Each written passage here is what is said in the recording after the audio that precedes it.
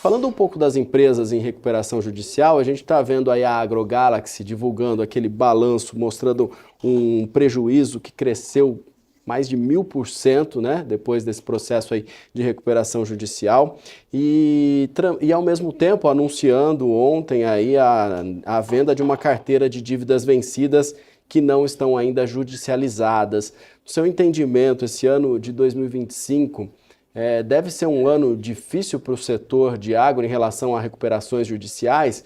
A gente vê inclusive algumas empresas, alguns players anunciando a compra aí de créditos estressados, muita gente pensando e apostando nesse momento de crise em comprar, em adquirir essas empresas, porque a expectativa e a afirmação de uma forma geral é de que esse ano deve ser um ano de recuperação judicial forte para muitas empresas, especialmente o agro.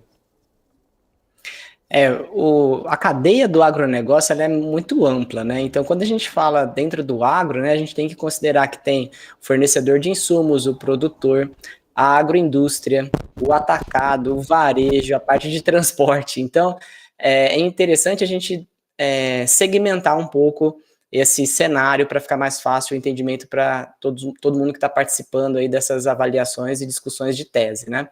Então, vamos falar um pouquinho sobre o cenário da revenda. O cenário da revenda deve continuar, principalmente para o pessoal que está envolvido na cadeia de soja e milho, né, dos grãos, ainda desafiadora. Por que deve continuar um cenário desafiador, tá, para esse pessoal?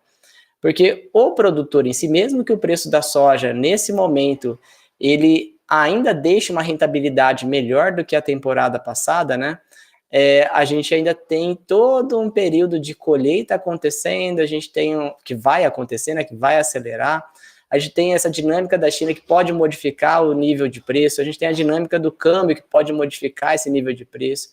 Então, nesse momento, se a gente tiver uma colheita realmente alinhada com o que são os números, por exemplo, da Conab, no caso da soja, de 166 milhões de toneladas de soja, se a gente tiver um alinhamento, por exemplo, com os dados da Conab de produção de milho verão, totalizando na safra de milho 119 milhões de toneladas, e o preço se mantiver desse patamar atual, aí a gente tem um equilíbrio, que é o quê?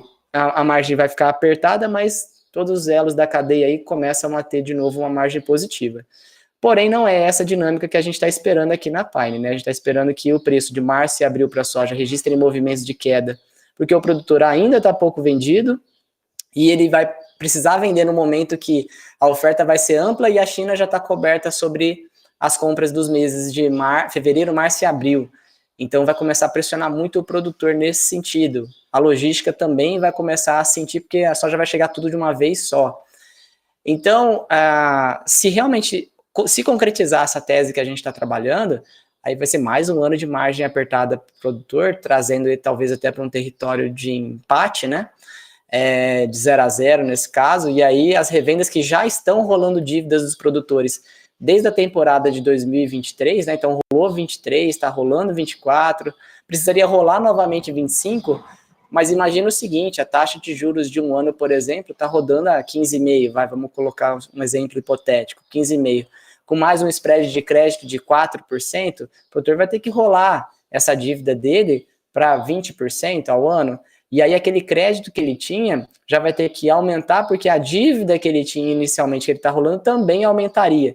Então, no caso das revendas, se a gente vê realmente a concretização dessa tese que a gente está comentando de uma soja mais barata nos meses, principalmente de março e abril, infelizmente vai continuar um cenário negativo para a revenda. Então, mais uma vez, nós temos o plano A e o B, né?